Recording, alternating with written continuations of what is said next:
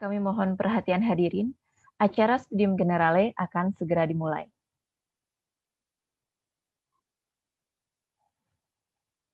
Assalamualaikum warahmatullahi wabarakatuh. Selamat pagi, salam sejahtera bagi kita semua. Om Swastiastu, Namo Buddhaya, salam kebajikan. Pada hari ini, Rabu 20 Januari 2021, kita akan mengikuti Studium Generale bersama dua pembicara, yaitu Koordinator Mata Kuliah KU4078, Dr. Epin Saipudin MPD, dengan topik Penjelasan Teknis Perkuliahan Studium Generale Semester 2 Tahun Akademik 2020-2021, dan Ketua Tim Ventilator Portable Indonesia atau VENTI, Dr. Insinyur Syarif Hidayat MT, dengan topik Pengembangan VENTI, Perjuangan untuk Kemanusiaan. Acara hari ini akan diawali dengan menyanyikan lagu Kebangsaan Indonesia Raya. Hadirin dimohon berdiri.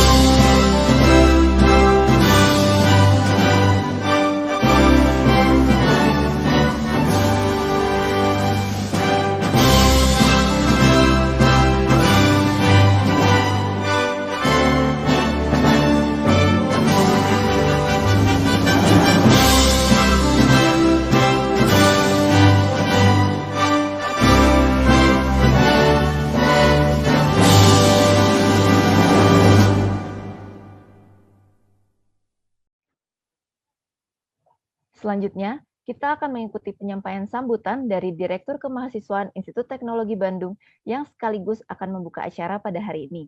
Kami silakan dengan hormat Dr. G. Prasetyo Aditama, MSN.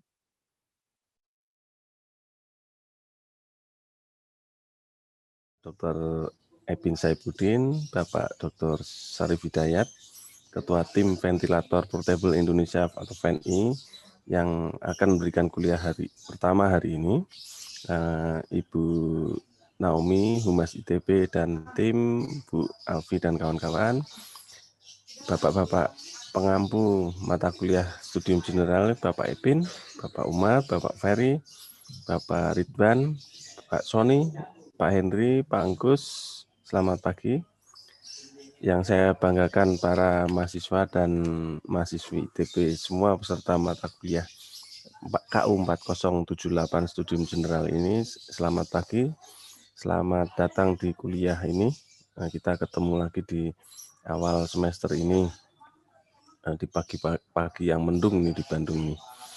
Kuliah ini bertujuan untuk memberikan wawasan kepada mahasiswa sehingga para mahasiswa mendapatkan cakrawala yang lebih luas gitu, melengkapi pengetahuan dan keahlian yang didapat mahasiswa dalam perkuliahan serta kegiatan-kegiatan kemahasiswaan di ITB lainnya. Selama 1 semester ini kita akan bertukar pikiran mengenai pengetahuan dan informasi dalam perspektif yang lebih luas tadi disebutkan, yang diharapkan dapat memperkaya kompetensi para mahasiswa hingga setelah lulus dari ITB nanti. Para pengampu mata kuliah ini bersama tim Sekretaris Institut ITB sudah merencanakan rangkaian kuliah yang akan diisi oleh tokoh-tokoh dari berbagai disiplin, seperti para peneliti seperti Pak Sarif Hidayat ini yang akan bicara pagi ini, lalu para budayawan, tokoh agama, beberapa menteri Kabinet Indonesia Maju, lalu ada juga seniman dan musisi, bahkan ada politikus nasional dan pengusaha. Semuanya akan membicarakan atau memberikan kepada kita semua pencerahan dengan tujuan untuk memotivasi para mahasiswa sebagai generasi penerus bangsa ini dan untuk menjadi generasi pembelajar yang selalu ingin belajar, yang memiliki integritas, punya jiwa kebangsaan, berbudaya, cerdas, dan kreatif. Kami berharap agar para mahasiswa dapat menyimak dengan tekun dan aktif berdiskusi serta memperdalam sendiri secara mandiri aspek-aspek yang didiskusikan di tiap minggu sepanjang semester ini. Meski kita masih menjalankan proses belajar secara daring, mudah-mudahan kendala yang ada tidak melemahkan semangat para mahasiswa untuk terus belajar. Dalam kondisi pandemi ini, aspek paling penting yang Anda harus latih dan tanamkan terus dalam diri Anda, yang pertama-tama adalah kejujuran, terutama kejujuran dalam melalui latihan-latihan mengerjakan tugas perkuliahan ini dan seterusnya. Karena kejujuran adalah salah satu aspek yang terpenting dari nilai-nilai akademik yang dibangun selama Anda belajar di kampus ITB ini. Demikian sambutan awal perkuliahan studium general semester ini. Dan dengan ini juga saya menyatakan bahwa pelaksanaan mata kuliah KU 4078 Studium Generale semester 2 tahun akademik 2020-2021 dibuka. Terima kasih. Wassalamualaikum warahmatullahi wabarakatuh.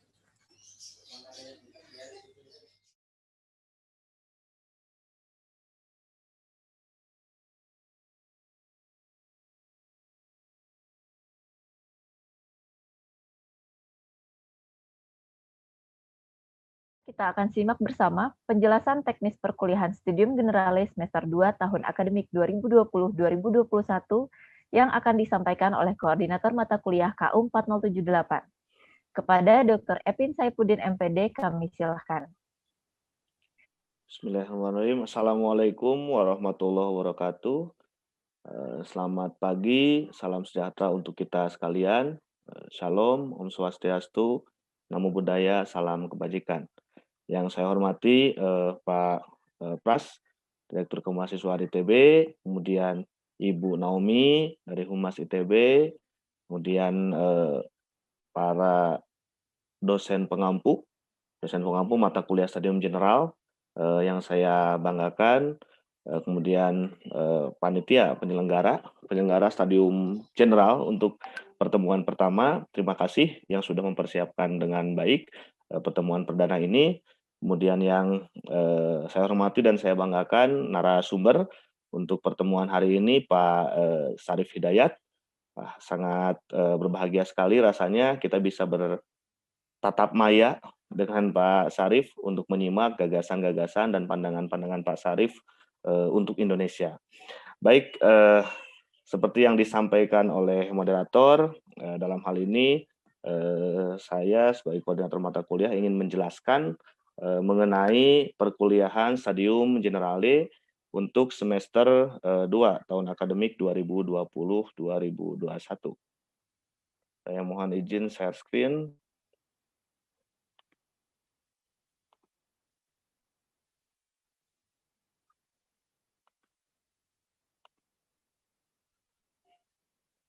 Ya, para mahasiswa sekalian, mengenai perkuliahan Studium Generale KU 4078 ini dibuka untuk kuliah perdana hari ini, Rabu 20 Januari tahun 2021, dan selanjutnya akan dilaksanakan setiap hari Rabu di jam yang sama, ya, pukul 9 hingga pukul 11 di link yang akan dibagikan setiap H-1 sebelum pelaksanaan perkuliahan. Terkait mengenai perkuliahan, mata kuliah Stadium Generale ini ya dibuka bagi seluruh mahasiswa Institut Teknologi Bandung non-TPB yang ingin mencari inspirasi dari pengalaman, pemikiran, dan gagasan dari para tokoh di Indonesia.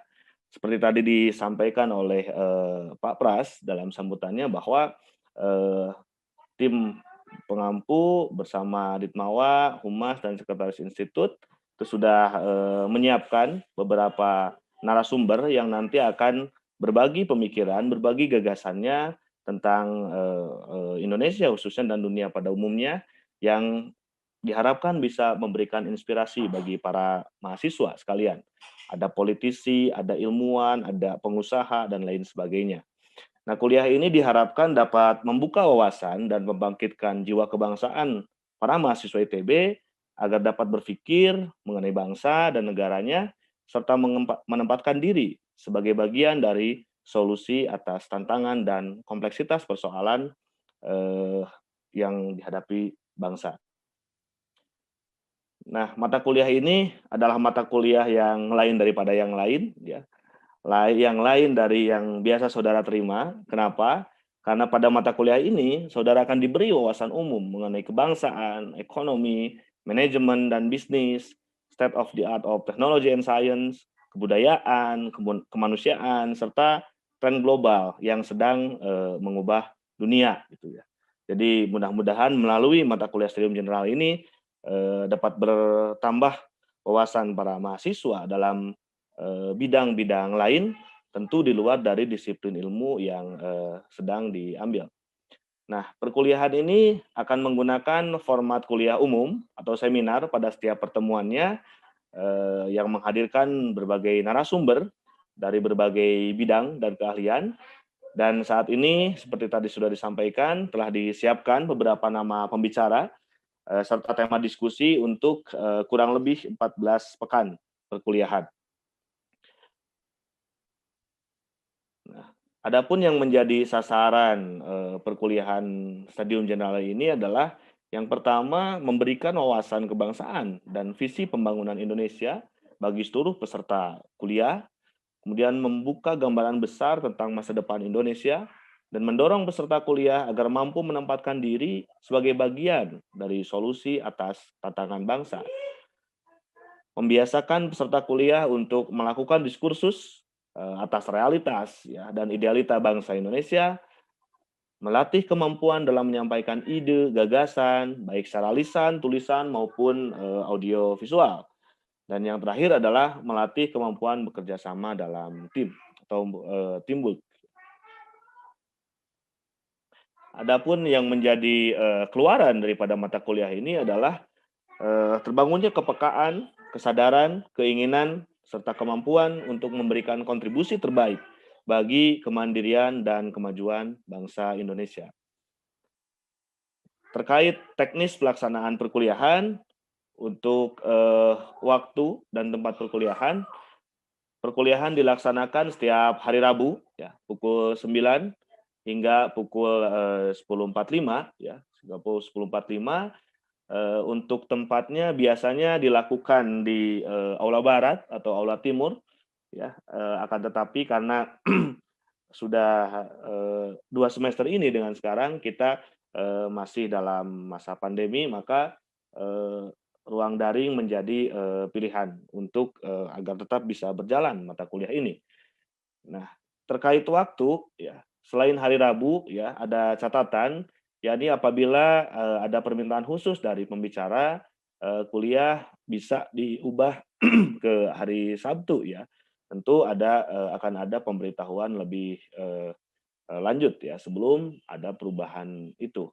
Oleh karena itu, para peserta mata kuliah yang sudah diberikan link di MS Teams, ya, dan nanti juga akan tergabung di Telegram Stadium General, mohon segera masuk ke Teams tersebut, ya, agar bisa memperoleh berbagai informasi terkait dengan pelaksanaan perkuliahan Stadium Generale. Untuk semester ini mata kuliah Stadium General membuka 8 kelas ya, walaupun memang animo dari para mahasiswa hingga pagi tadi alhamdulillah cukup banyak yang ingin sit in ya, itu menunjukkan bahwa memang para mahasiswa kita di ITB haus sekali dengan wawasan tentang hal-hal di luar disiplin ilmunya. Untuk dosen pengampu mata kuliah Stadium General, yang pertama saya sendiri, Epin Saifuddin, pengampu mata kuliah kelas 01 ya dari FSRD. Kemudian selanjutnya pengampu kelas 02 ada Pak Ferry Sutanto dari FITB. Kemudian untuk dosen pengampu kelas 03 ada Pak Dr. Umar Hayam dari STAY. Selanjutnya untuk kelas 04 diampu oleh Pak Adengkus Kusnadi dari FSRD. Kemudian di kelas 05 ada Pak Ridwan Fauzi. Kelas 06 ada Pak Henry Samsudin. Kemudian kelas 07 ada Pak Sony dari SBM. Dan kelas 08 diampu oleh Pak Prasetyo Aditama dari FSRD. Nah ini barangkali para dosen pengampu ya mata kuliah Stadium Generale ya untuk semester 2 tahun akademik 2020-2021. Nah selanjutnya terkait dengan kebijakan baik mengenai tugas, ujian ataupun penilaian ya. Untuk tugas, jadi mahasiswa nanti dimohon untuk membuat resume setiap pertemuan ya. Dan resume ini merupakan tugas pribadi, jadi tidak diperkenankan antar mahasiswa untuk saling tempel dan hal-hal lain yang melanggar peraturan akademik di ITB.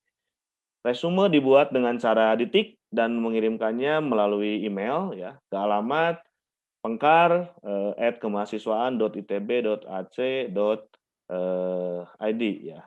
Selambat-lambatnya di jam 23.59 pada hari yang sama. Nah, untuk pertemuan hari ini, pertemuan perdana ini, berarti Anda mengirimkan nanti malam. Nanti malam di pukul 23.59 waktu Indonesia bagian Barat.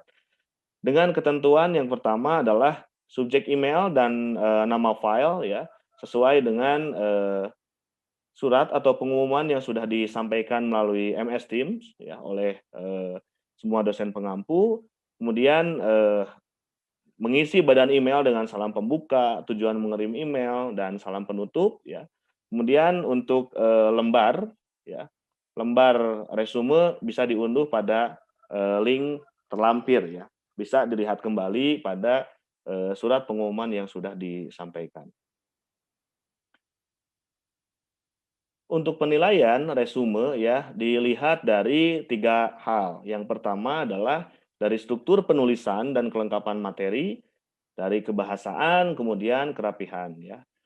Nah, sedikit evaluasi dari semester yang lalu ya, bahwa resume yang dikerjakan secara asal-asalan itu berpotensi menyebabkan nilai tugas menjadi rendah.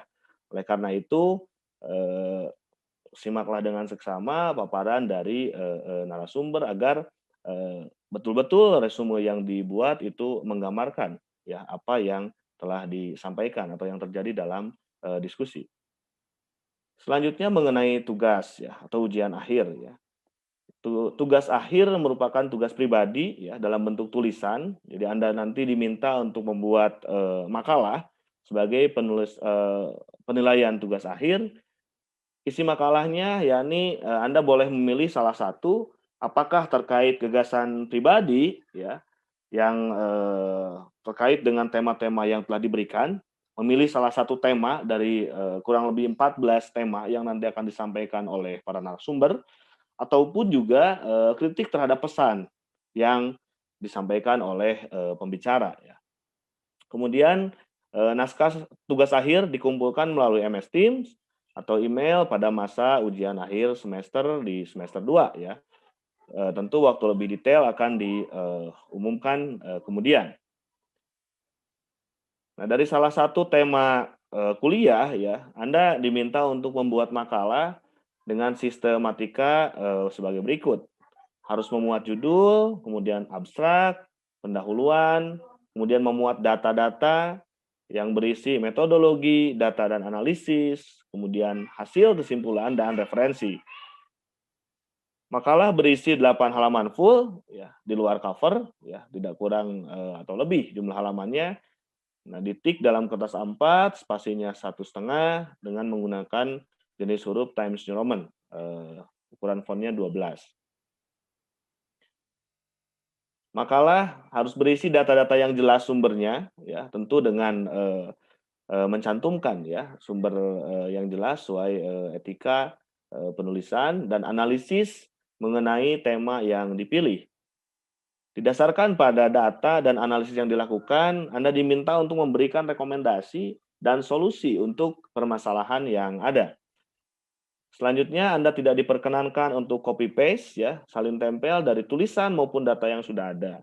Grafik yang ditampilkan itu harus dibuat sendiri berdasarkan data dari referensi. Dan ini catatan, jika diketahui melakukan salin tempel, maka konsekuensinya adalah nilainya langsung E. Kemudian seluruh tugas yang masuk akan dicek melalui engine anti plagiarism. Selanjutnya terkait dengan penilaian. Ya. Mahasiswa harus menghadiri perkuliahan dan persentase kehadiran minimal dalam perkuliahan adalah 80%. Ya. Yang kedua, penilaian didasarkan pada 2 komponen. Ya. Yang pertama tugas ya dengan bobot 80% ya, resume setiap perkuliahan. Kemudian yang kedua adalah ujian akhir semester atau tugas akhir dengan bobot 20%. Selain 2 komponen tersebut ya, Anda juga berhak untuk memperoleh bonus nilai individual ya, yang dapat diperoleh dari yang pertama hadir dan mengumpulkan tugas pada jadwal perkuliahan ya, non mandatori atau tentatif. Kemudian yang kedua adalah aktif menyampaikan pertanyaan pada saat perkuliahan berlangsung. Nah, ini menjadi bonus nilai tersendiri bagi mahasiswa secara individual. Oleh karena itu, nilai akhir ya, kira-kira penghitungannya bisa disimulasikan seperti ini. Ya, nilai resume, kemudian nilai UAS ditambah bonus nilai, maka akan keluar nilainya. Selanjutnya, dalam pelaksanaan perkuliahan Stadium Generale ini ada tata tertib dan etika yang harus dipatuhi oleh semua peserta. Yang pertama, Anda dimohon hadir di room meeting pada pukul 8.45 waktu Indonesia Barat, ya, yakni 15 menit sebelum waktu kuliah di pukul 9. Dan toleransi keterlambatan adalah 5 menit.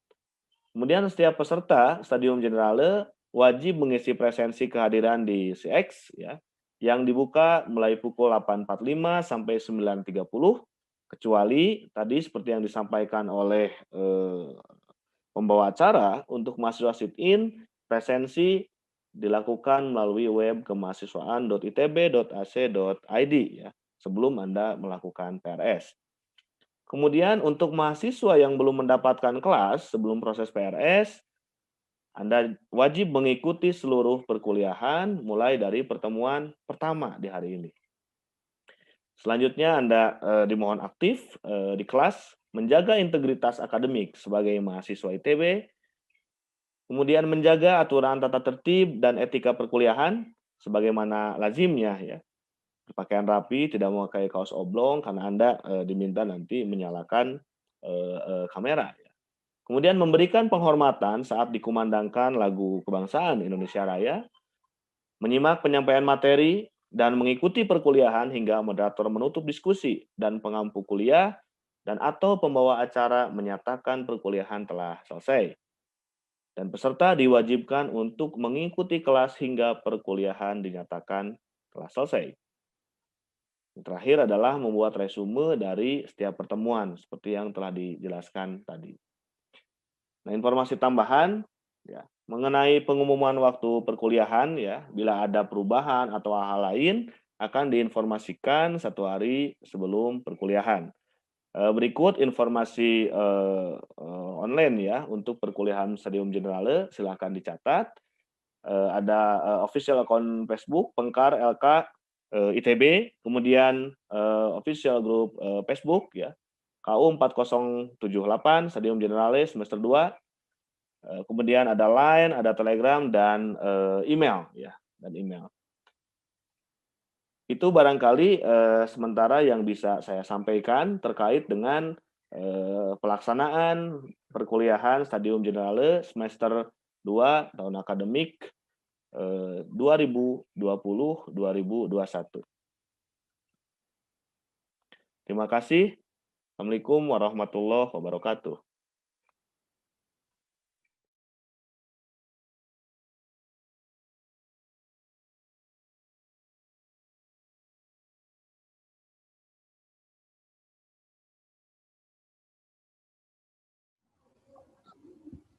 Silakan barangkali ada dari para mahasiswa yang ingin bertanya terkait teknis perkuliahan.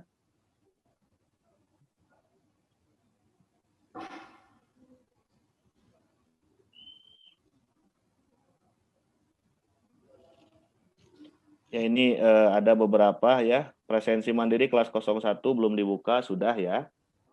Kemudian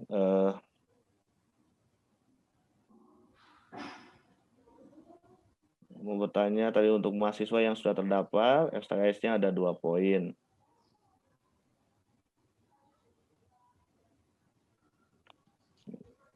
Apa ini maksudnya ya?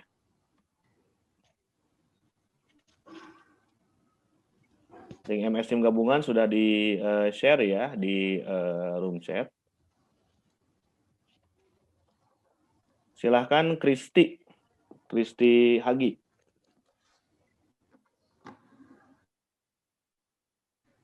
Kristi Hagi, Gultom.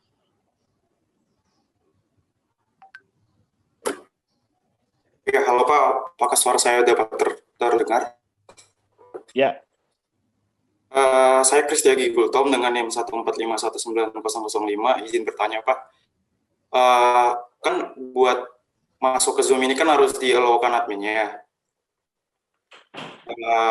Jadi kalau seperti saya yang sering memiliki gangguan koneksi, jadi keluar masuk kan harus di-allow sama adminnya, itu nggak masalah.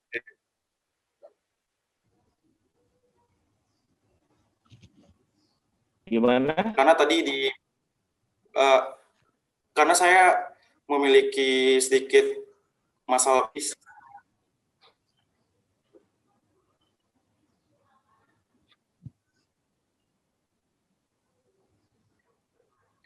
Jadi tadi ya. di Yang sering peraturan ada itu gangguan buat maksimal jaringan ya.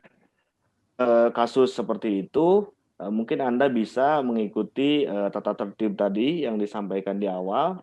Jadi mulai di room meeting itu di 845. Nah, apabila Anda khawatir nanti ada gangguan jaringan, mungkin bisa konfirmasi ke panitia saja. Bali itu langsung di admit oleh host.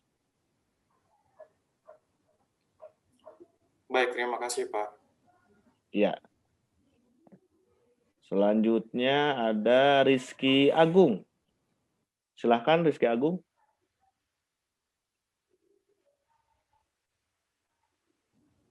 Rizky Agung ada?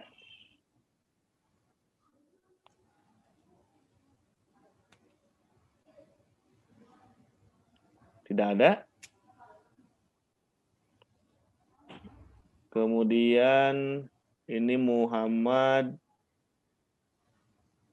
Rafid Valiandi. Silahkan. Muhammad Rafid Valiandi.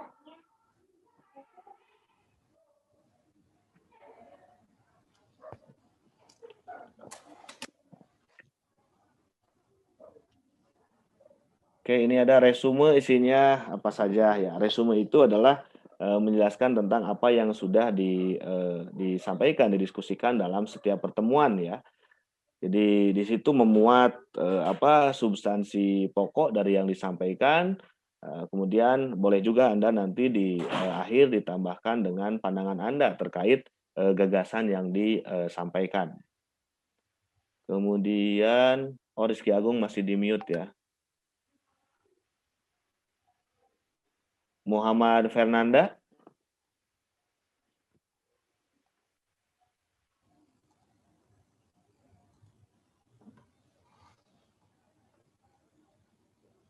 Oke, silakan Fernanda via chat saja.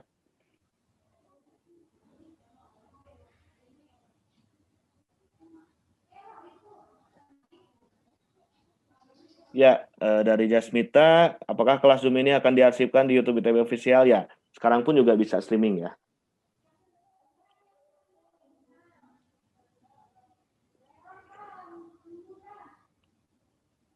Oke, kemudian dari Hans, apakah pertemuan kali ini harus mengurungkan resume? Ya, untuk resume itu hanya memuat dari narasumber saja ya.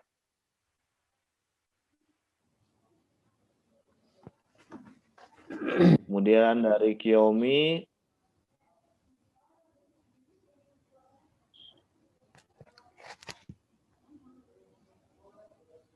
ya, baiknya menggunakan format yang ada ya. Anda bisa langsung unduh saja dan bisa ditik di format tersebut ya.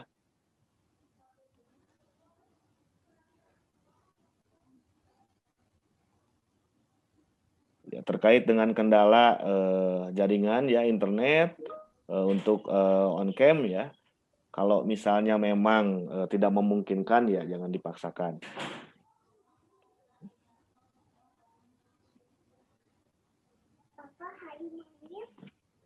Kemudian dari siapa ini? Kehadiran berpengaruh apabila saya mengikuti kelas lewat apa ini? Lewat YouTube maksudnya ya. Karena kan lu jelas Pak. Oke, nanti dikonfirmasi saja. Konfirmasi ke panitia. Ya, definisi kaos oblong ya seperti itu. Kemudian ya ini coba di Fernanda ya diulang lagi saja. Kalau bisa ke depan jangan terjadi seperti itu. Jangan sampai kekeliruan yang Anda lakukan itu malah merugikan Anda sendiri. Oke, ini masih banyak. Saya pikir pertanyaan-pertanyaan Bu Alfi ya.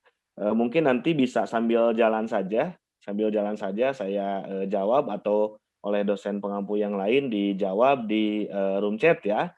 Jadi silahkan nanti kalau masih ada pertanyaan silahkan Anda chat saja, diisi saja di room chat ataupun setelah ini juga Anda bisa lanjutkan di MS Teams ya. Itu saja barangkali sementara dari saya, berhubung waktunya sudah 9.41. Terima kasih waktu yang diberikan. Assalamualaikum warahmatullahi wabarakatuh.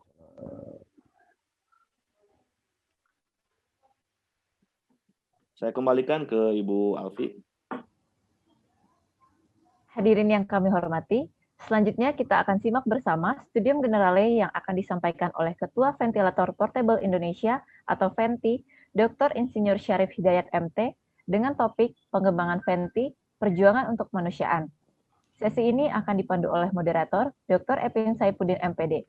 Kepada Dr. Epin Saifuddin, kami silahkan.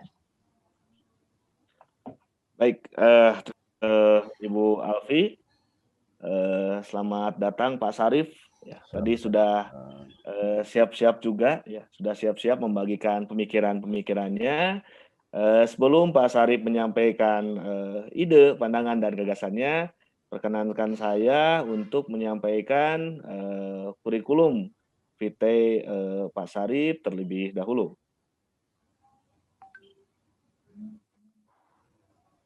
Ya. Nama Sarif Hidayat, saat ini sebagai Ketua Tim Ventilator, kemudian lahir 29 Agustus tahun 1962, pendidikan S1 dan S2 di ITB ya, di Department of Electrical Engineering, dan menyelesaikan studi PhD-nya di University of Tokyo tahun 96 pada Department of Electrical Lektor Kepala.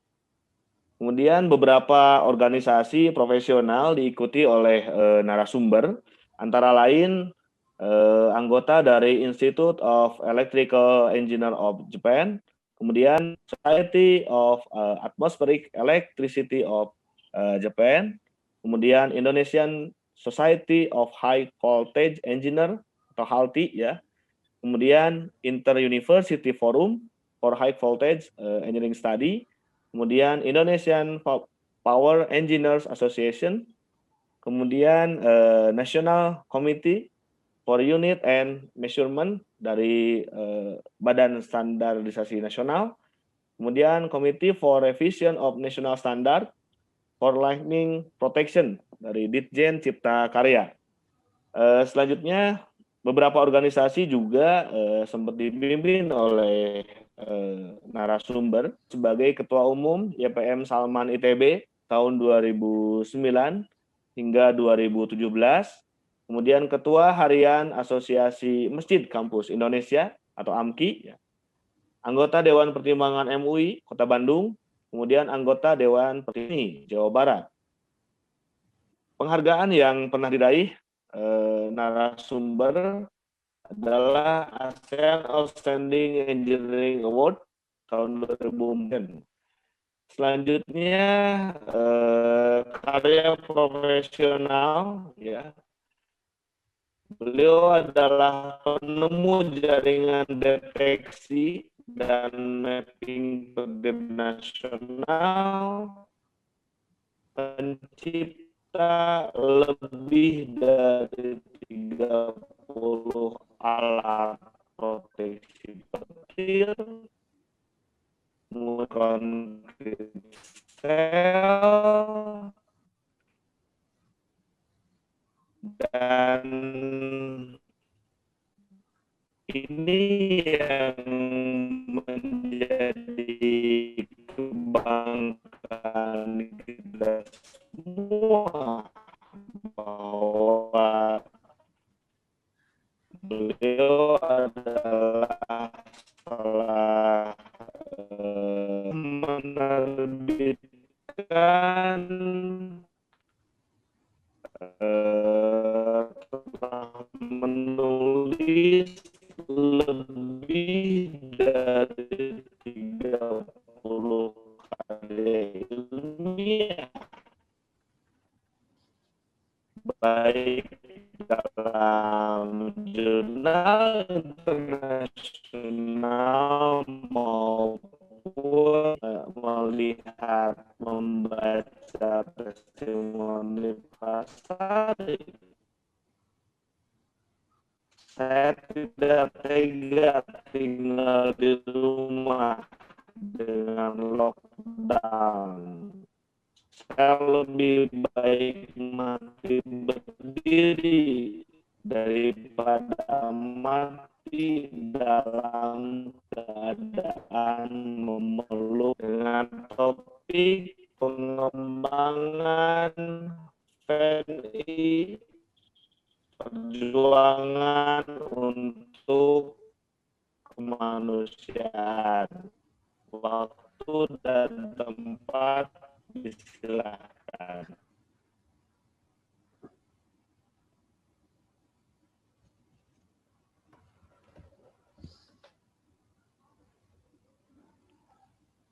Silakan Pak Sarif. Assalamualaikum warahmatullahi wabarakatuh. Salam sejahtera untuk kita semua.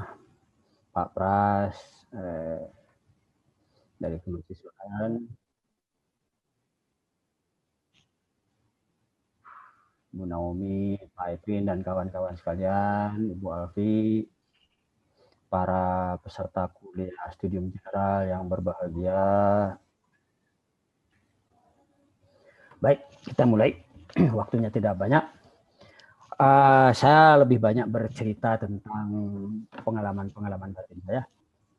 Jadi pada hari Sabtu tanggal 28 Maret 2020, pemerintah Indonesia minta pabrik-pabrik otomotif untuk membuat ventilator untuk pasien corona.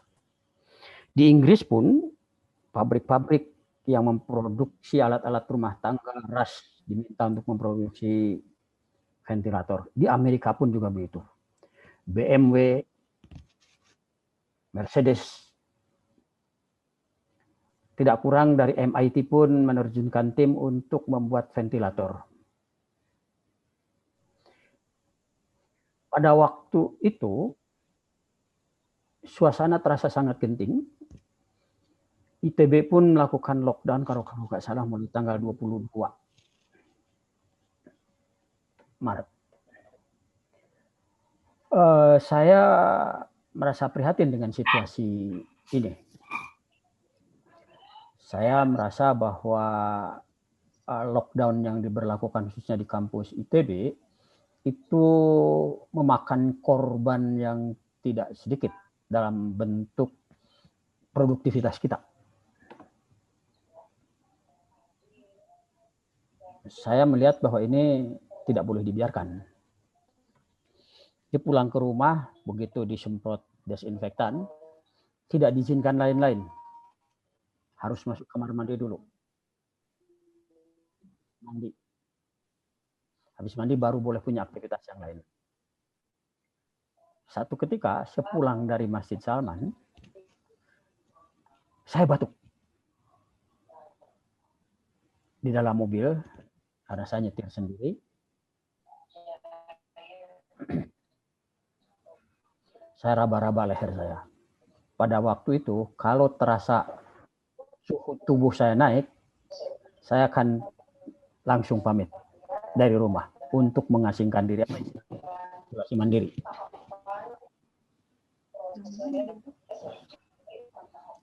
Isolasi mandiri saya. Karena saya tidak ingin membawa penyakit juga.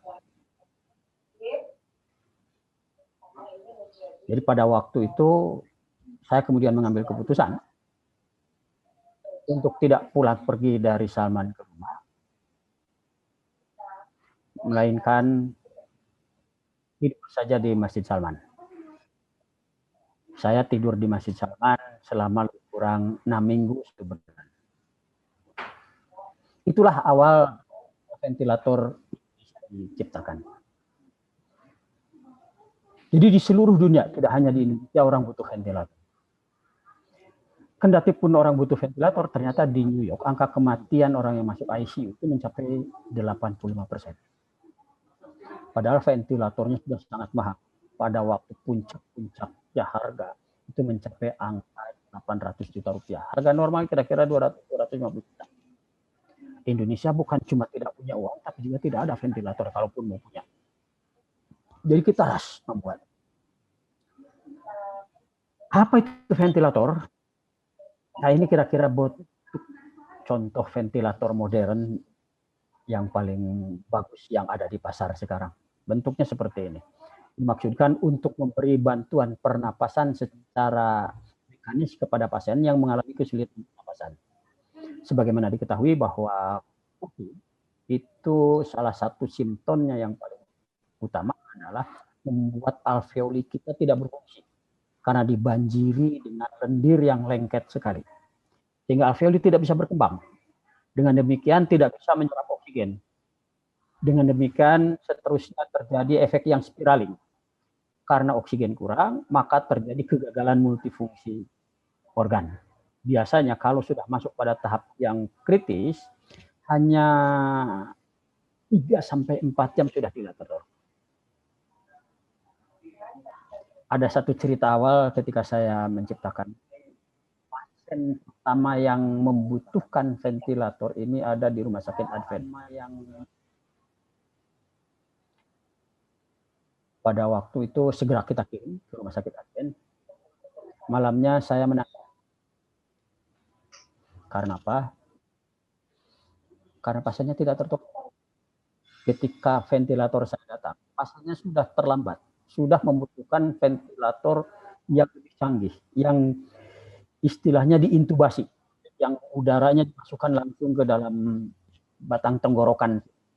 Sedangkan ventilator yang saya ciptakan itu non-invasif, hanya pakai masker di hidung.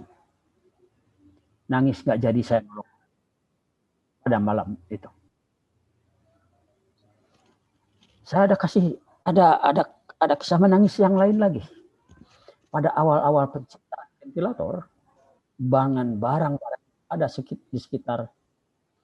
Saya harus menguji, saya tahu bahwa ventilator harus berfungsi kira-kira 14 hari dalam kasus COVID, terus menerus. Kalau tidak ditolong, ya pasiennya berhenti bernapas. Saya melakukan pengujian pada motor yang berhasil saya peroleh di pasar.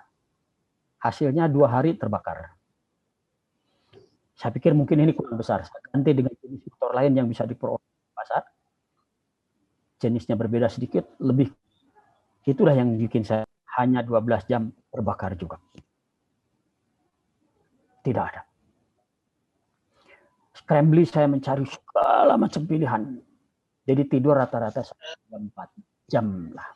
Mencoba apa-apa, segala macam yang ada. Agar segera bisa dihasilkan ventilator. Nah, inilah awalan ventilator. Ventilator awalnya masih sangat telanjang. Ada pompa kasur, dapat lihat warnanya hitam. Lalu ada selang untuk air conditioning itu yang warna hitam juga. Lalu ada rangkaian-rangkaian, belum diberi rumah. Saya kemudian dipotret oleh staf di Masjid Salman, dikirimkan ke WA. Saking orang itu punya harapan dan putus asa terhadap peluang yang ada, satu-satunya yang ada ini kemudian ditubruk. Saya minta uang ke Masjid Salman kira-kira 50 juta untuk mengembangkan. Diberi, kurang, minta lagi 50 juta, 100 juta. Tidak cukup itu uang. Kawan-kawan kemudian ada yang berinisiatif, gimana kalau kita kumpulkan dana masyarakat saja. Saya setuju. Karena meminta dana pemerintah, pemerintah sibuk dah. Di mana-mana pemerintah itu sibuk dengan urusan administrasi ya. Kalau pakai dana pemerintah, saya kira mungkin baru bulan Januarian inilah baru turun uangnya nih. Saya kira gitu. Jadi tidak ada punya bayangan. Oleh karena itu ketika kawan-kawan mengulurkan tangan untuk melakukan crowdfunding, saya setuju. Dengan catatan bahwa saya mengambil resiko untuk berhutang pada masyarakat. Saking masyarakat antusias, terkumpul dana lebih dari 12 miliar yang setara kira-kira dengan 1.000 unit ventilator yang harus produksi. Inilah perjalanan awal, mulai dari Maret 2020 sampai akhirnya berhasil lulus uji teknis. Jadi Kementerian Kesehatan mensyaratkan setiap peralatan kesehatan itu diuji. Sejujurnya awalnya saya ingin membuat proyek open system. Serupa tetapi tidak sama dengan yang diproduksi oleh MIT. MIT mengembangkan ventilator bareng dengan saya, tetapi basisnya itu ambu bag. Ambu bag itu kantong pernapasan yang ditekan oleh perawat untuk memberikan pernapasan buatan untuk orang yang sudah nggak bisa bernapas. Memang para peneliti di seluruh dunia terpukau oleh MIT. Dianggapnya MIT udah paling muka dah begitu. Termasuk di Indonesia pun, perguruan tinggi dan para peneliti berlomba meniru MIT. Saya katakan pada kawan-kawan, saya berbeda dengan MIT. Karena dalam pandangan saya, MIT nowhere membantu. Dan sampai sekarang memang produknya MIT tidak berlanjut. Butuh 1 bulan kira-kira dari 23 Maret sampai 22 April untuk lulus uji. Uji ini meliputi uji fungsi, uji keamanan, dan uji ketahanan. Dan butuh April, Mei, hampir 1 bulan kemudian baru uji klinisnya lulus. Jadi alat-alat kesehatan itu harus diuji klinis, diuji terhadap pasien sungguhan. Walaupun sudah dibantu oleh pemerintah dalam bentuk kemudahan, tetap saja harus diuji betulan. Jangan sampai alat yang diciptakan justru menghasilkan masalah untuk pasien. Kemudian dari perjalanan itu rancang bangun dari ventilator yang dibangun itu adalah haruslah produksi yang mudah dibuat, mudah dirancang, serta mudah dioperasikan dan murah. Kenapa? Karena kalau satu ventilator sekarang harganya 200 juta, ya berapa yang sanggup beli? Bisa dibayangkan juga bahwa kita menggunakan ventilator yang canggih seperti yang kita kenal, yang ada di ICU, di seluruh Indonesia, dokter yang boleh mengoperasikan, yang punya lisensi mengoperasikannya, tidak lebih dari 300 orang. Padahal saya ingin menolong pasien sebanyak mungkin. Jadi dengan bantuan kawan-kawan dokter yang sangat ahli di bidangnya, kemudian dibuatlah kriteria desain bahwa dia harus mudah dibuat dan mudah digunakan. Menghindari komponen yang sulit di pasaran, karena pada waktu itu jangankan tidak punya uang pun tidak mampu beli. Kita berebut dengan Amerika, Brasil, dengan Jerman, dengan Inggris, dengan siapa saja. Tidak ada komponen yang bisa dibeli. Lalu kita harus melakukan rekayasa pembuatan komponen. Alhamdulillah, justru karena kesulitan-kesulitan itu, mulai dari bulan Maret sampai bulan Oktober, 7 paten didaftarkan untuk ventilator Indonesia ini. Komponennya pun dapat dibuat di dalam negeri. Ini adalah varian-varian awal yang dikembangkan dengan spesifikasi sebagaimana di sini, bahwa ventilator CPAP itu gunanya hanya memberikan tekanan konstan pada paru-paru. Sedemikian rupa sehingga paru-paru ini tidak sempat mengempis habis. Karena begitu paru-paru mengempis habis, tekanannya 0, maka dia sulit sekali balik lagi. Kita harus pertahankan pada tekanan 10 cm air atau 15 cm air, tergantung pada saran dokter. Dengan demikian, paru-paru tidak sempat lengket. Dengan demikian, oksigen masih dapat diserap oleh paru-paru. Dengan demikian, tubuh bisa bertahan dari kemungkinan jatuh pada kondisi kritis. Inilah fungsi dari CPAP. Ventilator sendiri mempunyai fungsi-fungsi yang lain selain CPAP.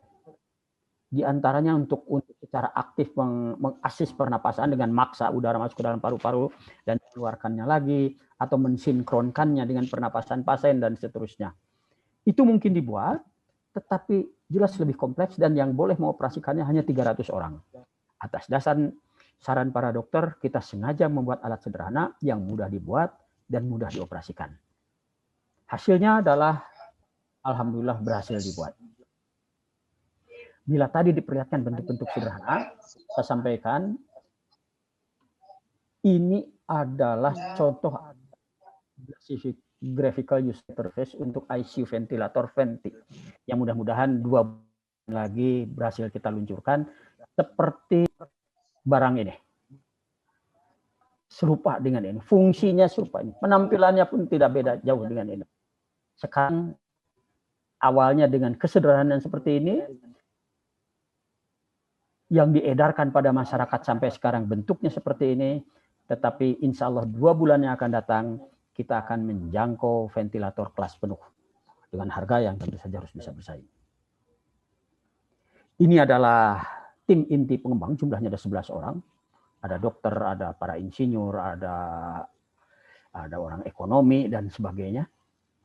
Sebagian besar dari ITB, ada yang dari Unpad, ada yang dari Masjid Salman. Ini adalah suasana produksi ventilator. Jadi ventilator ini dibuat dengan gotong royong.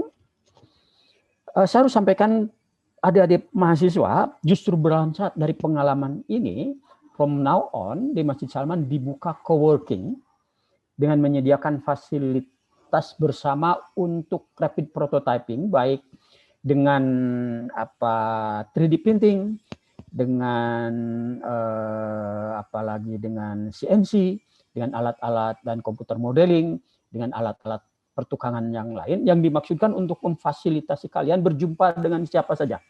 Tidak hanya dengan kawan sejurusan, seprodi, tidak hanya dengan kawan sefakultas, bahkan tidak hanya dengan kawan se-ITB.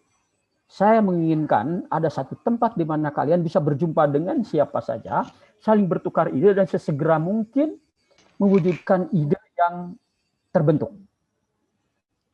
Ini adalah suasana di Masjid Salman, tempat di mana ventilator ini dilakukan kontrol, quality control. Produksinya sendiri melibatkan banyak UKM.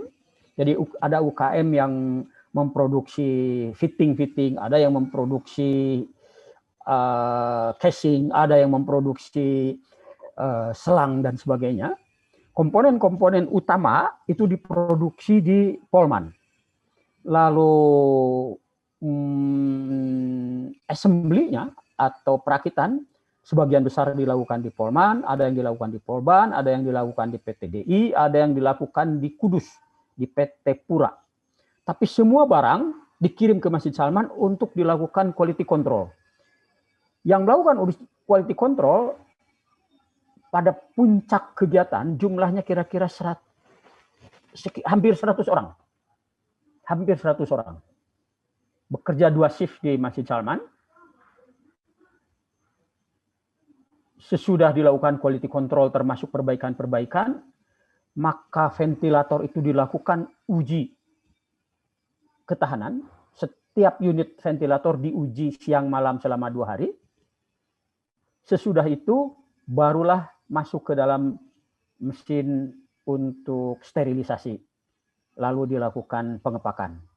Gambar ini adalah para mahasiswa dengan staf sedang melakukan diskusi untuk pengembangan. Jadi jumlah yang terlibat para mahasiswa pada puncaknya itu mencapai 100 orang. Kalau sekarang yang terlibat karena sudah selesai, masih hanya tinggal pengembangan cuma belasan orang. Saya masih bisa menampung kawan-kawan para mahasiswa yang berminat untuk melakukan kolaborasi menghasilkan ide-ide pengembangan di Masjid Salman nantinya. Dalam angka pas sampai bulan Juli yang berhasil didistribusikan itu jumlahnya 790 dengan 277 rumah sakit penerima di 34 provinsi seluruh Indonesia. Jumlah donaturnya 2.000 orang, personel yang terlibat totalnya 405 orang, instansi yang terlibat 54 orang, dan dana yang dikumpulkan oleh masyarakat 12 miliar. Updatingnya sekarang yang sudah diproduksi didistribusikan 1.000 orang, dan yang sudah dijual komersial, bukan didistribusikan dengan donasi, kira-kira jumlahnya 400 unit, diantaranya oleh Kementerian Kesehatan, Kementerian BRIN, dan sebagainya. Lalu dana masyarakat yang terkumpul kira-kira 12,5 miliar. Ini adalah distribusi sampai bulan Juli tahun 2020 seluruh Indonesia. Kita kirim pakai pesawat terbang untuk cepat-cepat sampai di tempat. Lalu untuk pelatihannya kita menggunakan sistem daring. Ada yang dekat-dekat dijangkau dikirim saja. Rumah sakit pertama yang mendapatkan adalah Rumah Sakit Advent. Bukan rumah sakit RSHS ternyata. Karena kebetulan pasiennya yang paling darurat waktu itu di situ. Kita tidak pilih-pilih mana aja yang perlu darurat, telepon langsung kita kirim. Sampai sekarang pun masih ada permintaan-permintaan dan masih dikembangkan lagi. Ini adalah institusi-institusi pendukungnya, Kementerian Kesehatan, Kementerian BUMN, Kementerian Pertahanan, Kementerian Ristek, Kementerian Diknas, BNPB, BPFK, Dinas Pendidikan Jawa Barat, banyak sekali. Ini adalah kerja gotong royong sesungguhnya. Memang teknologi yang betulan itu harus dikerjakan secara gotong royong. Tidak mungkin dikerjakan sendirian. Saya bahkan pada tahap awal sempat ditanya, Pak Syarif, yang kerja ini tim mana? Saya bilang, yang jelas bukan cuma tim ITB. Karena ITB tidak punya tenaga kesehatan. Dan justru kenapa tadi di awal juga saya sampaikan bahwa saya berbeda dengan tim MIT. MIT itu isinya para insinyur, nggak nanya dokter.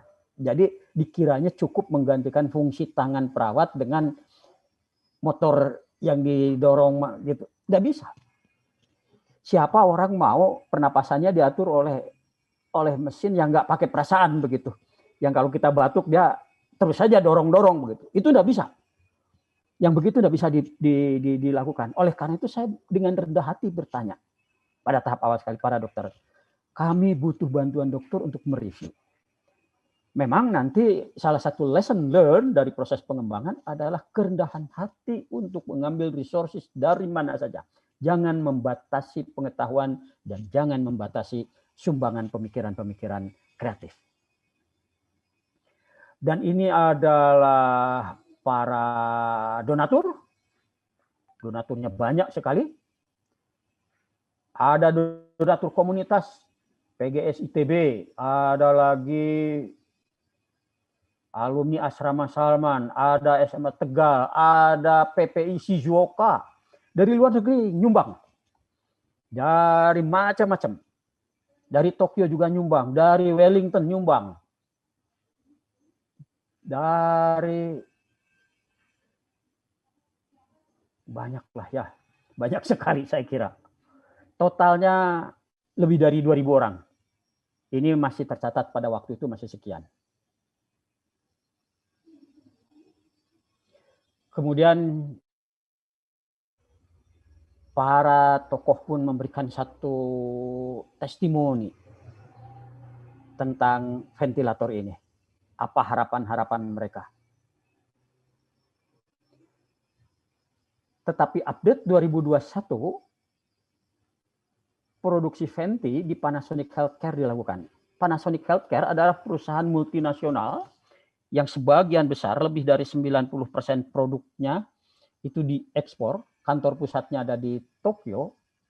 Saya harus sampaikan pada kalian kebahagiaan saya bahwa pertama dalam sejarah barang ciptaan Indonesia diproduksi perusahaan Jepang. Yang umumnya terjadi adalah kita merakit barang Jepang. Perusahaan raksasa internasional berminat untuk merakit barang kita.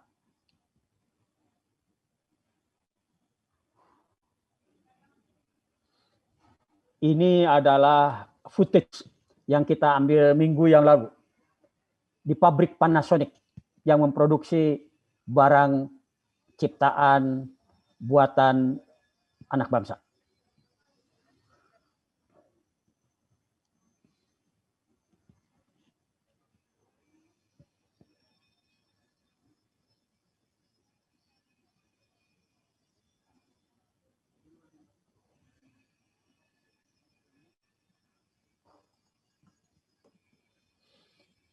Ventilator Indonesia.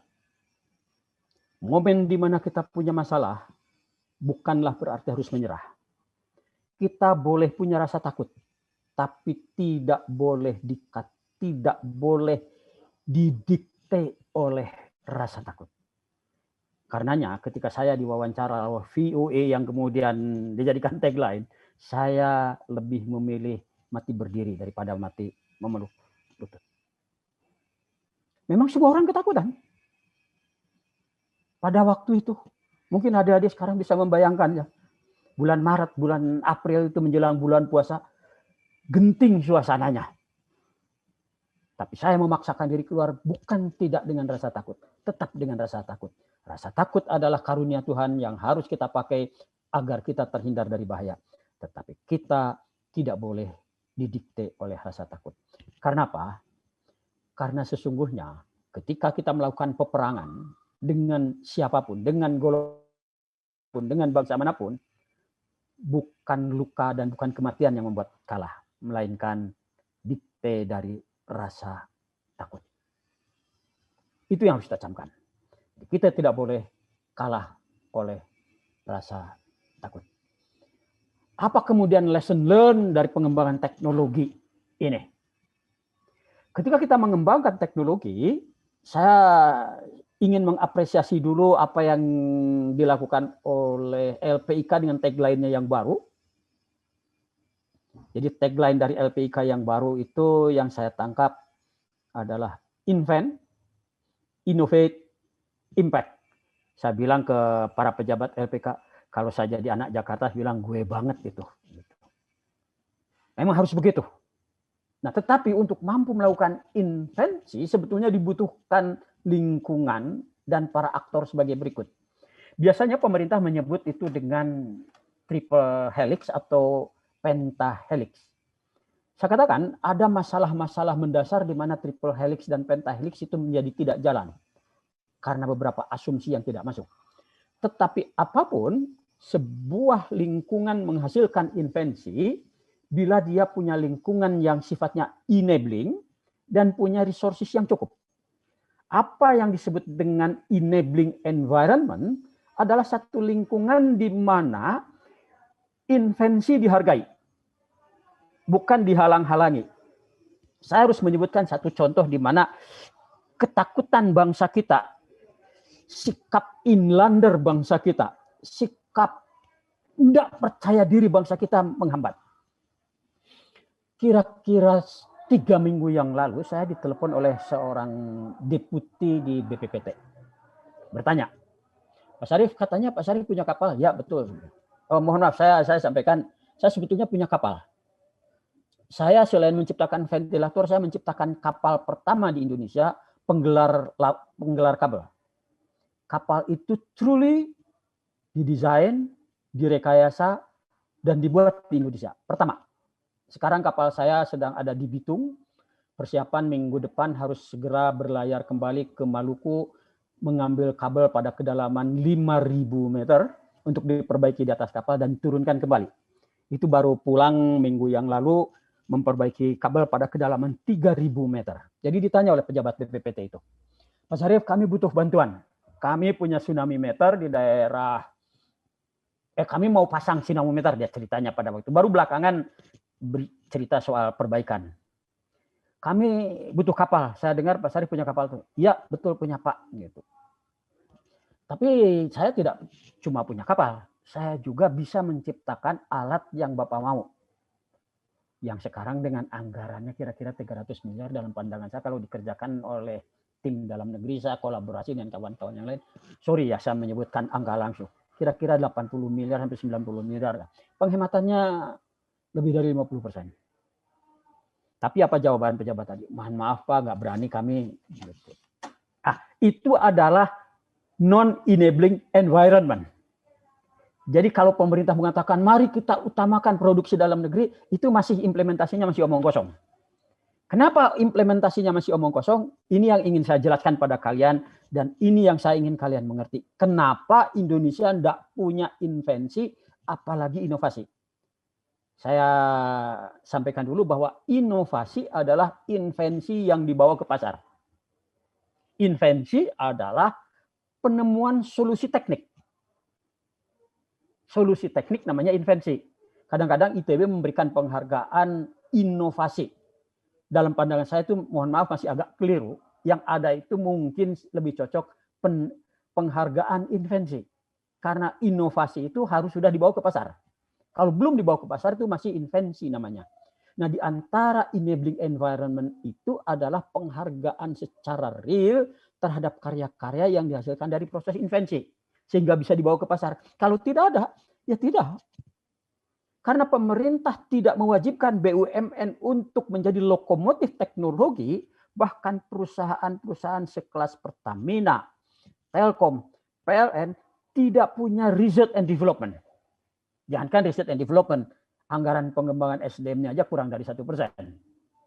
Kalian harus tahu, Samsung belanja 7%. Amerika sebagai negara walaupun sekarang sedang terpuruk ya karena kelakuan satu orang lah lebih kurang dan pengikutnya, secara umum mempunyai environment yang enabling yang luar biasa. Sedemikian rupa sehingga praktis teknologi baru itu banyak sekali berkembang di Amerika. Jepang pun juga begitu, Cina pun juga begitu. Nomor satu karena ada enabling environment berupa lingkungan-lingkungan yang memberikan encouragement terhadap hasil karya ciptaan. Bukan karena buatan dalam negeri nggak dipercaya dulu begitu. Nah, ini masalah. Nomor dua adanya resources. Resources itu ada 3 lebih kurang. Resources pertama yang sering disebut adalah resources bahan. Bisa bahan baku, bisa bahan apa saja. Nomor 2 resources berupa uang, dana. Yang ketiga resources berupa orang. Memang dalam orang ini jumlah kita banyak. Tetapi kalau ditanya orang yang ahli, lagi jumlahnya sedikit. Saya sebetulnya ahli petir.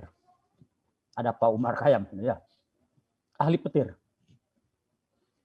Karya-karya pertama saya semuanya tentang petir. Saya punya paten di bidang petir mungkin ada 4 atau 5. Punya karya-karya yang langsung dijual. Itu awal-awalnya di petir. Lalu karena saya merasa bahwa petir sudah landai lah buat saya begitu ya, tantangannya udah ada, saya cari tantangan baru. Tantangan baru masuk di kabel laut. Karena kenapa?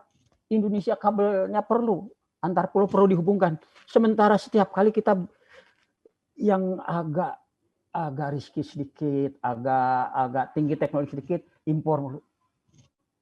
Itu tidak benar. Jadi saya masuk ke situ. Berikutnya karena ventilator nggak ada yang bikin, saya bikin juga. Nah, siapa aktornya? Saya menyebut aktornya itu ada user, ada investor, ada inventornya sendiri, ada tool makers, dan ada programmer kalau zaman sekarang. Mau nggak mau. User diperlukan untuk memberikan apa yang disebut sebagai voice of customer.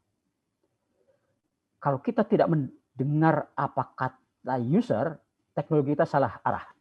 Dalam hal kasus Venti, saya pagi-pagi minta para dokter untuk memberikan review. Itu dalam rangka mewakili user. Sehingga apa yang diciptakan itu sudah sesuai dengan apa yang kira-kira mereka inginkan. Plus kalian anak-anak ITB, rendah hati. Ketika kalian menciptakan apa-apa, sebetulnya harus dimulai dari voice of customer. Mendengarkan voice of customer itu menjadi Toyota Way, menjadi cara bekerjanya Toyota. Dan kemudian diadopsi secara akademik menjadi apa yang disebut sebagai house of quality. Bagaimana menciptakan sebuah produk baru berasal dari survei pasar. Apa yang diinginkan customer baru diwujudkan oleh para engineer. Jangan kita terlalu sombong untuk mengatakan saya bisa. Enggak. Tanya dulu apa yang dibutuhkan. Kita butuh investor juga. Dalam kasus Venti, siapa investornya? Investornya adalah masyarakat yang kebetulan tidak sabar ingin segera mendapatkan solusi terhadap masalah kesehatan. Inventornya dari ITB, dari Unpad, dari Salman. Tool makersnya banyak, ada programmer juga. Tetapi itu semua tidak akan bergerak kecuali adanya entrepreneur. Saya harus menyebutkan bahkan pada level invensi sekalipun entrepreneurship dibutuhkan. Saya ingin memberikan penekanan yang sangat kuat terhadap fungsi entrepreneurship ini. Entrepreneurship bisa dijalankan fungsinya pada level negara, pada level korporasi, maupun pada level individu. Ini harus dimengerti. Amerika misalnya tahun 60-an mengatakan kita harus mencapai bulan sebelum akhir dekade ini. Amerika negaranya berani bermimpi dan berani ngambil resiko, taruh resources itu, maka tahun 69 bangsa Amerika menginjak bulan.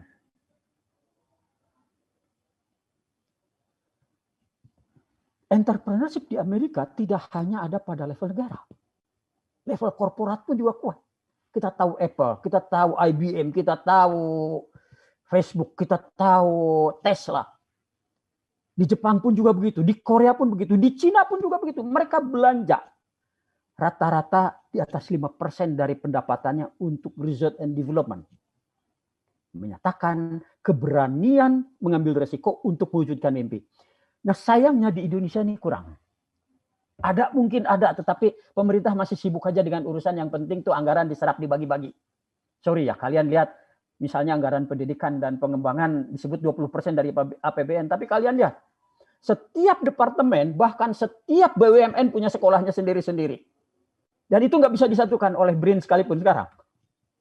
Direceh dibagi-bagi hanya untuk tambahan penghasilan saja, mohon maaf. Saya rada kasar. Hasilnya nggak ada prioritas apapun. Karena kita tidak berani mengambil resiko untuk mengambil satu posisi yang clear. Kita mengembangkan ini saja. Sehingga jadi. Nggak ada. Level korporat pun juga begitu. Karena BUMN dan perguruan tinggi dimintanya adalah Scopus, mohon maaf. Ya Scopus saja yang dikejar. Tidak berani keluar dari apa yang ditetapkan oleh pemerintah. Hasilnya nggak ada invensi. Memang indeks Scopus naik. Tetapi bahkan pada level individu pun begitu juga. Pokoknya apa yang diminta pemerintah saja dah. Di ITB masih lumayan. Di perguruan tinggi lain, bahkan mohon maaf sekali lagi agak kasar menilai, ya penelitian dianggap sebagai penghasilan tambahan saja, begitu. Kalau saya mendasarkan diri menciptakan Venti hanya untuk dana pemerintah, no way. Saya mengambil resiko berhutang pada masyarakat, 12 miliar yang harus saya penuhi dengan 1.000 unit ventilator. Mari kita berhutang pada masyarakat. Jadi saya memancangkan diri, mengambil sikap entrepreneurship. Saya bermimpi untuk menghasilkan ventilator yang secara real dipakai dalam jumlah banyak, dengan mudah, dan berani mengambil resiko untuk berhutang. Saya mengambil resiko tidak hanya untuk ventilator, untuk bikin kapal yang tadi saya ceritakan, saya mengambil resiko juga. Siapa yang mau beli kapal buatan bangsa Indonesia? Tidak ada. Maka saya harus menciptakan lingkungan sendiri yang enabling. Karena pemerintah tidak tersedia, saya membuat lingkungan, membuat environment sendiri. Saya bikin perusahaan yang membeli karya sendiri, yang perusahaan ini saya paksa untuk produktif bisa menyewakan kapal dalam bentuk jasa. Karena kalau saya jual ke ITB tidak punya uang, ITB tidak berani, mohon maaf. Jual ke BPPT tidak berani juga. Jual pemerintah tidak berani juga. Siapa yang berani ngambil resiko? Ya perusahaan juga. Perusahaan siapa yang berani ngambil resiko? Ya perusahaan saya. Jadi saya bikin perusahaan untuk mewadahi karya-karya kreatif saya. Sekali lagi, ventilator Indonesia bukan karya pertama saya yang mengambil resiko untuk wujudkan mimpi. Nah, untuk sampai ke pasar, kita butuh lain lagi. Pak Sarif, habis waktunya ya? 2 menit lagi, Pak. Oke, ini kebetulan sudah hampir habis, hampir terakhir. Kita butuh fabrikator nanti, butuh trader. Adik-adik sekalian, please be rendah hati. Kita butuh trader, butuh orang yang jago jualan. Orang ITB umumnya nggak jago gaul. Umumnya jago matematik doang lah ya, karena otaknya otak kiri kebanyakan begitu. Yang disaring ke ITB juga begitu. Nah, kalian harus rendah hati. Gaul dengan kawan-kawan yang mungkin nggak jago matematiknya, tapi jago ngebujuk orang. Jago meyakinkan orang. Perlu itu. Dan di situ kita perlu baik-baikan dengan regulator pemerintah. Tentu perlu investor juga. Tetap butuh entrepreneur untuk menjahit itu semua. Nah, kebetulan di dalam kasus Fenty itu sangat dimungkinkan, walaupun sekarang media sosial itu banyak sekali noise-nya, tetapi media sosial juga punya sisi positif, memudahkan kita berkolaborasi. Seperti sekarang kita bisa kuliah langsung dengan lebih dari 800 orang. Itu kita manfaatkan. Jangan mengeluhnya saja. Kita manfaatkan teknologi. Terakhir, ke depan, inovasi itu sebagian besar di seluruh dunia, tidak hanya di Indonesia, akan banyak dikreasikan oleh startup company, oleh pribadi-pribadi. Di masa yang lalu, itu oleh big companies dan public sector pemerintah. Demikian sharing saya tentang ventilator Indonesia dengan lesson learn-nya, mudah-mudahan bermanfaat. Terima kasih. Assalamualaikum. Waalaikumsalam warahmatullahi wabarakatuh. Terima kasih Pak Sarif atas paparannya. Ini betul-betul membangun kepercayaan diri sebagai sebuah bangsa ya, bahwa kita bisa duduk sama rendah, berdiri sama tinggi dengan bangsa lain gitu. Ini sudah ada 3 menit ya. Yang pertama yang sudah raise hand itu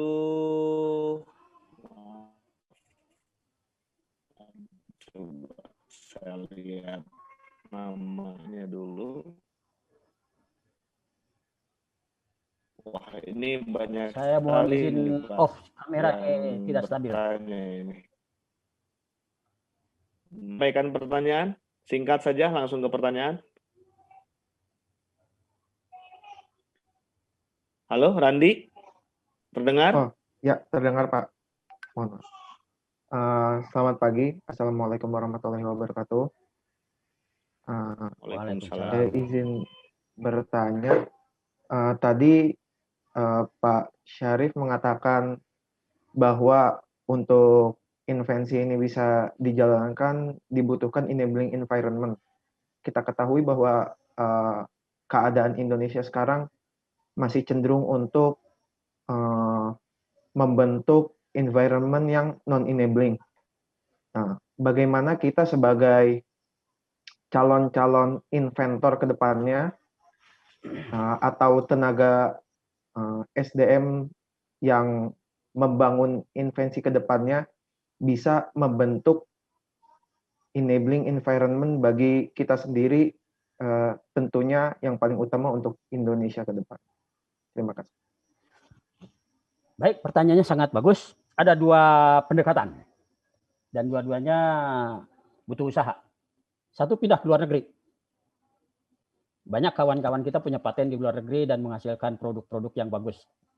Habibie kalau langsung pulang dulu dari Jerman nggak akan jadi apa-apa aja. Di antaranya, contohnya. Sekarang pun juga begitu. Banyak yang orang punya paten-paten yang karyanya bagus itu ada di dalam satu lingkungan, entah di Jepang, entah di Korea, entah di Amerika, entah di Eropa, yang enabling, yang environment-nya lebih enabling. Yang kedua, mungkin boleh meniru saya kalau saya boleh disebut memberikan contoh. Ya bikin lingkungan sendiri, lingkungan cangkang sendiri. Tapi ya biaya sekolahnya mahal.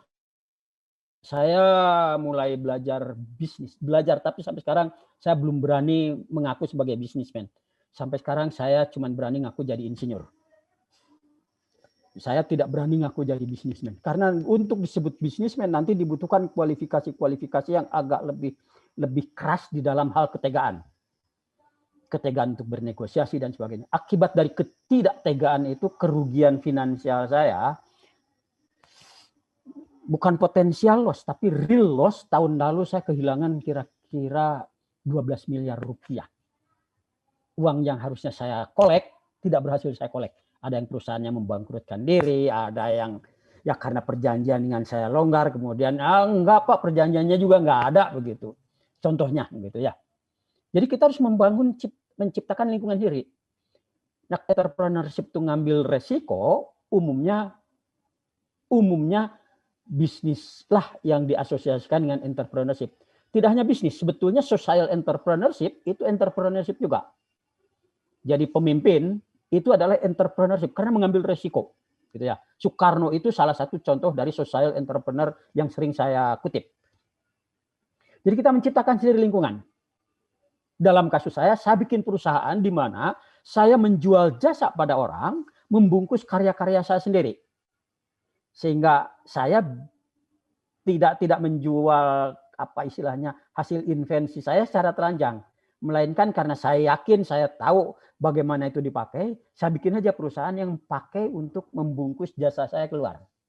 Itulah yang selama ini saya jalankan. Tetapi saya harus katakan pada kalian yang tertarik untuk masuk ke dunia bisnis, kecuali kalian punya pengalaman, punya bisnis yang kuat, lebih baik jangan langsung. Nanti kalian cepat patah. Jadi saya menganjurkan kalian belajar dulu di tempat orang, di mana resikonya ditanggung oleh orang. Tidak penting benar, sekali lagi, apakah perusahaan itu perusahaan baru atau sudah mapan, perusahaannya sudah untung atau masih rugi. Yang penting kalian belajar.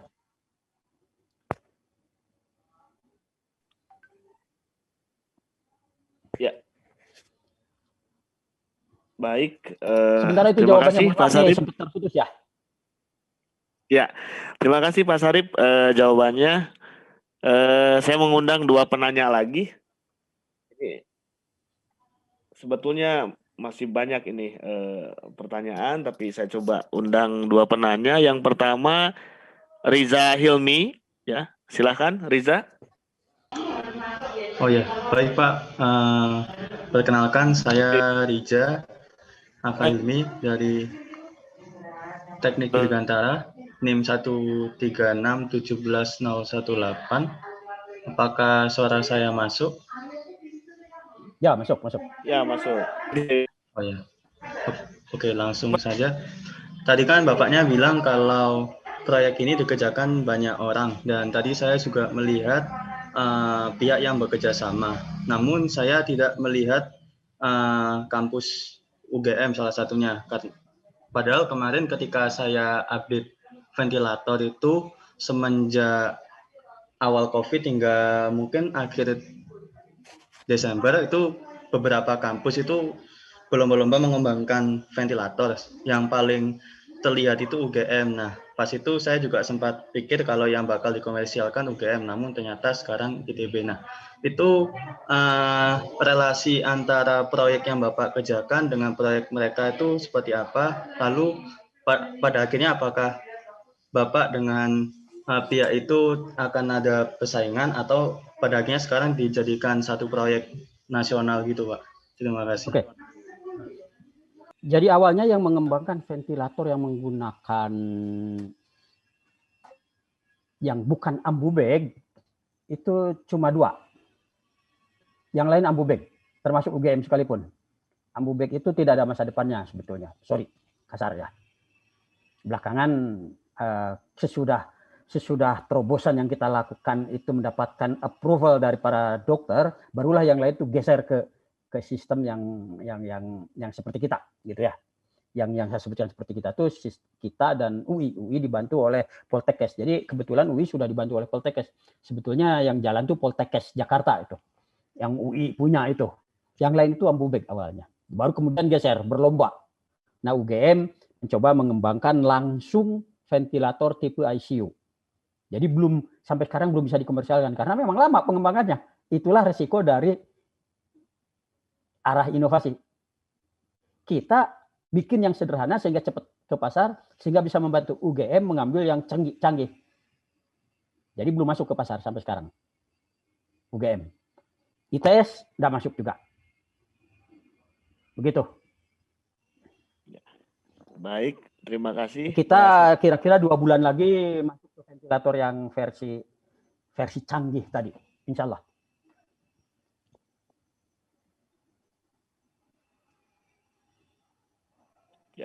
Pertanyaan terakhir barangkali dari Salsabila, ini dari perwakilan Putri ya. Silahkan. Terima kasih atas waktunya. Perkenalkan, nama saya Salsabila Ramadhani, NIM 151919334 dari jurusan Teknik Geodesi dan Geomatika. Saya ingin menanyakan beberapa pertanyaan, Pak. Yang pertama, tadi saya mendengar Bapak mengatakan bahwa Bapak punya perusahaan yang itu mewadahi impian-impian Bapak. Yang ingin saya tanyakan adalah perusahaan Bapak itu apakah ada pembagian sahamnya atau tidak? Karena saya pernah melihat ada perusahaan yang mereka itu tidak punya pembagian sahamnya. Terus juga yang kedua, definisi kegagalan Bapak itu seperti apa, Pak? Dan dalam mempertimbangkan dan dalam membuat VNI ini, risikonya tentu ada. Bagaimana Bapak memikirkan risiko ini sehingga Bapak takut untuk gagal, Pak? Baik. Jadi perusahaan itu nanti kalian belajar, ada banyak jenis perusahaan, tetapi yang paling mapan itu berbentuk istilahnya di Indonesia perseroan terbatas, PT. Kalian nanti kenal ada istilah PT dikasih nama kurung persero. Nah, PT yang dikasih kurung persero itu artinya sahamnya dimiliki oleh pemerintah. Yang tidak dimiliki pemerintah itu dimiliki oleh orang atau oleh badan hukum yang lain. Badan hukum itu adalah badan yang terdaftar secara resmi di Kementerian Hukum dan HAM, gitu ya. Kalau orang punya KTP yang diandalkan. Nah, yang membentuk perusahaan itu, kalau perusahaan perseorangan tidak melibatkan orang lain, mungkin kalian pernah mengenal ada yang disebut CV dari bahasa Belanda, gitu ya. CV itu Commanditer Vereniging gitu ya. Jadi perusahaan perorangan itu tidak dibagi sahamnya itu sendiri. Kalau PT itu pemegang sahamnya minimum 2 pihak. 2 pihak itu betul-betul dua badan hukum atau 2 orang.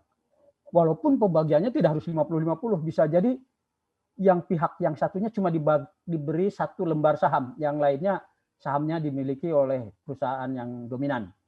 Seperti misalnya PLN itu punya anak perusahaan di Batam namanya PT PLN Batam. Sahamnya dimiliki oleh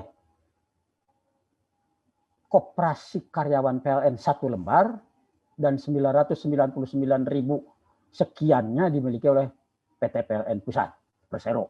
Itu satu contoh. Nah, saya punya perusahaan, tentu saya bagi saham dengan orang-orang yang mendukung saya, tentu saja begitu ya. Yang kedua, bagaimana kita menghitung resiko. Resiko itu harus dihitung. Saya ingin mengatakan pada kalian, kenapa saya menganjurkan pagi-pagi betul untuk tidak langsung terjun kecuali kalian pernah punya pengalaman yang real. Karena resiko. Untuk meminimumkan resiko, lebih baik resiko diambil orang. Kalau uang sendiri keburu habis, nanti kalian patah hati. Ibu patah hati, istri patah hati, suami patah hati. Jangan sampai patah hati. Jangan sampai mimpi kita kandas hanya karena kita mengambil resiko yang terlalu besar. Ya. 2 tahun pertama kalian belajar aja dari perusahaan manapun, saya tidak penting. Mau perusahaan besar, perusahaan kecil, perusahaan baru, perusahaan besar. Yang penting kalian belajar. Niat kalian betul-betul belajar. Untuk belajar bagaimana bisnis dijalankan. Itu penting. Karena realisasi dari sebuah entrepreneurship yang paling real adalah berbisnis. Gitu ya. Silakan kalau masih ada. Ya, terakhir barangkali satu lagi, singkat saja, Yafi, silakan. Ya Pak, terima kasih.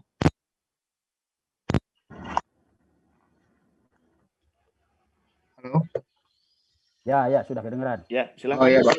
Ya, berhubung saya juga tahu tentang perusahaan yang Bapak dirikan, Shergi apa ya. Dan kemudian orang tua saya juga entrepreneur, jadi saya ingin bertanya Pak. Saya tertarik dengan quotes Bapak itu, saya lebih baik mati berdiri daripada mati menurut lutut. Mungkin kalau bisa ambil dalilnya karena sangkal melintas gitu ya Pak. Dan saya penasaran sih, orang seperti Bapak ini kan, saya waktu itu pernah ikut seminar Bapak juga di Salman, Bapak bilang waktu itu tuh jarang main dan lebih seru suka baca buku. Mungkin gara-gara pengaruh buku The Magic of Thinking Big nya Jeff Schwartz, mungkin Bapak jadi sangat-sangat visioner dan ambisius. Nah, pertanyaan saya, ini kan ventilator udah keren banget se-Indonesia nih Pak. Bahkan sampai Bapak bilang ditiru oleh beberapa kampus lain gitu. Nah, kira-kira sebagai seorang Pak Syarif yang selalu mencari cracking zone gitu ya, apalagi entrepreneur seperti Rasulullah, kemudian kita tahu Indonesia ini cuma 2% lah entrepreneur. Nah, pertanyaan saya, apakah rencana ke depan Bapak gitu, misalkan apakah menjadi Menteri Kesehatan, atau Presiden, atau bahkan Khalifah Fil Art gitu. Terima kasih Pak. Saya nggak mimpi jadi pejabat publik. Jadi waktu awal-awal saya ngobrol dengan Bu Rektor, saya bilang, Bu Rektor, saya banyak komunikasi dengan Ibu. Sorry, saya bilang, saya tidak sedang mencari jabatan publik. Bahkan jangan jadikan saya pejabat. Salah satu yang saya paling nggak kuat jadi pejabat publik. Saya hormat pada orang yang mau jadi pejabat publik. Dan saya ngiri pada keberanian dan kemampuannya. Kenapa? Karena jadi pejabat itu ngurus urusan orang yang banyak. Jadi ngurus urusan orang itu bisa jadi pejabat publik, bisa jadi pemilik perusahaan, bisa jadi pelopor, bisa jadi apa saja. Termasuk jadi bapak rumah tangga walaupun terbatas ya. Publiknya publik rumah tangga. That's fine. Begitu. Pendeknya, lebih banyak kita mengurus urusan orang, lebih berbahagia. Lebih besar peluang kita masuk surga. Saya ingin katakan pada kalian, pada para calon pemilik perusahaan, pada calon konglomerat Indonesia seperti kalian mungkin masuk surga bukan karena amal baik kalian, melainkan karena kebaikan para karyawan kalian bergotong royong memanggul dosa kalian. Dengan cara apa? Dengan cara ngomongin kalian. Sama halnya seperti kita baik hati para pemimpin kita, pada Jokowi, pada Ridwan Kamil, pada whoever. Baik kita setiap hari ngomongin mereka, sebetulnya kita diam-diam sedang mengambil sejumput dosa mereka ditaruh di pundak kita. Sedemikian rupa sehingga dosanya Jokowi habis, dosanya Ridwan Kamil habis, dosanya Ahok juga habis, mungkin whoever. Nah, pemimpin itu istimewanya di situ. Berbahagialah yang ngurus banyak orang. Jangankan salah, benar pun disalahpahami. Nah, kalau kita berbesar hati menerima kenyataan bahwa kita disalahpahami dan tetap saja berbuat baik, kita bisa minta privilege sama Allah. Ya Allah, kamu sudah berusaha. Terimalah ini sebagai tiket menuju pengampunanmu. Kalau saya ditanya apa motivasi saya yang paling besar, saya pengen disapa sama Allah di pintu surga. Bukan pengen masuk Quran, bukan pengen masuk TV. Kalau pengen masuk Quran, udah kealaman dah begitu ya. Nah, ada begitu. Jadi cita-cita saya, apa saja saya perbuat. Hari ini pun saya sedang ada 4 paten yang ngantri dan saya tulis. Lalu saya hari ini sedang menciptakan robot untuk bekerja pada kedalaman 1000 meter. Istimewanya robot saya bisa mengambil benda dengan berat maksimum sampai 1 ton ke permukaan. Hari ini juga saya sedang menciptakan alat untuk menyambung kabel di dasar laut yang bisa bertahan sampai 4.000 meter. Oh, ya di alat kesehatan masih banyak juga begitu. Jadi idenya nggak berhenti-berhenti, jadi kurang tidur saya memang apa boleh buat. Itu resiko dari orang yang punya banyak mimpi. Kalau nggak banyak mimpi ya gitu ya. Terima kasih. Ya, terima kasih Pak. Sampai berjumpa di surga. Ya. Amin, amin. Mudah-mudahan. Sangat menginspirasi sekali. Ini masih banyak Pak sebetulnya para mahasiswa yang ingin bertanya, namun berhubung waktu juga saya coba sampaikan bukan oleh rasa takut, dan saya melihat apa yang dilakukan oleh Pak Sarif adalah sebagai wujud gotong royong secara bersama-sama berkolaborasi untuk mengangkat harkat dan martabat bangsa di mata dunia, bahwa kita bisa duduk sama rendah dan berdiri sama tinggi dengan bangsa lain. Saya selaku moderator Stadium Jurnal di ITB dan umumnya yang sedang nonton streaming di YouTube. Terima kasih. Mohon maaf bila ada hal-hal yang kurang berkenan. Selamat siang. Assalamualaikum warahmatullahi wabarakatuh. Terima kasih atas perhatian hadirin dalam mengikuti acara ini. Selamat siang. Wassalamualaikum warahmatullahi wabarakatuh. Waalaikumsalam.